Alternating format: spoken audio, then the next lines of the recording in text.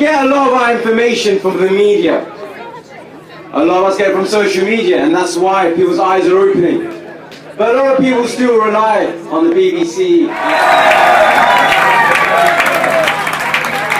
Thanks very much, Chair, and thanks to all of you for coming on this fantastic demonstration today of solidarity with the Palestinian people and with the people of Gaza in particular, and especially to all the Muslim and Jewish solidarity groups who have shown such fantastic commitment to the Palestinian cause. Now that solidarity is needed more than ever. There has been a revulsion all over the world at the carnage and destruction that has been unleashed in Gaza. And it is so great that the political elites have started to speak out at last. We've had resignations, we've had demands inside the government for a halt to arms sales to Israel. But the politicians and the media would still have you believe that the conflict in Gaza is all about Hamas's rockets and that only Israel has the right to defend itself. But that is to turn reality on its head. It's not just that Israel provoked this conflict with the aim of breaking the moves to Palestinian unity, and that there are no rockets from the West Bank, and that the attacks and killings there continue just the same.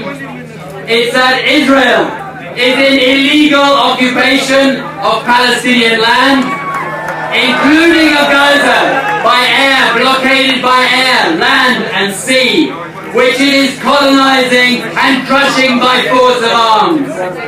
Israel has no right to defend itself from territories it illegally occupies. It only has an obligation to withdraw. The Palestinians are an occupied people. They have the right to resist. They have the right to defend themselves from the occupiers. It's not terrorism to fight back. The terrorism is the killing of civilians by Israel on an industrial scale that we've seen in the last month. The pulverization of Gaza is in any case only the latest episode in a crime that goes back decades. Britain has a special responsibility in this tragedy. In this city, during the First World War that is being commemorated this week, a British Foreign Secretary, on behalf of one people, promised a second people the land of a third, and that unleashed the mass colonization, the expulsion and the occupation of Palestinian land that has led us to where we are today. And at every stage of this tragedy, it is Britain and the United States that have themselves invaded and occupied Muslim and Arab lands for more than a decade, that have given unwavering support to the dispossession and the subjection of the Palestinian people with arms funding and political support.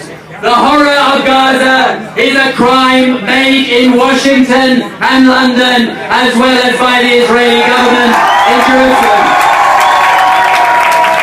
But global public opinion is moved decisively in support of Palestinian rights. Now we have to turn that support into unrelenting pressure to lift the siege of Gaza, impose sanctions on the occupier, both from above and below, and finally to secure rights that have been so long denied to the Palestinian people. Thank you very much. Thank you.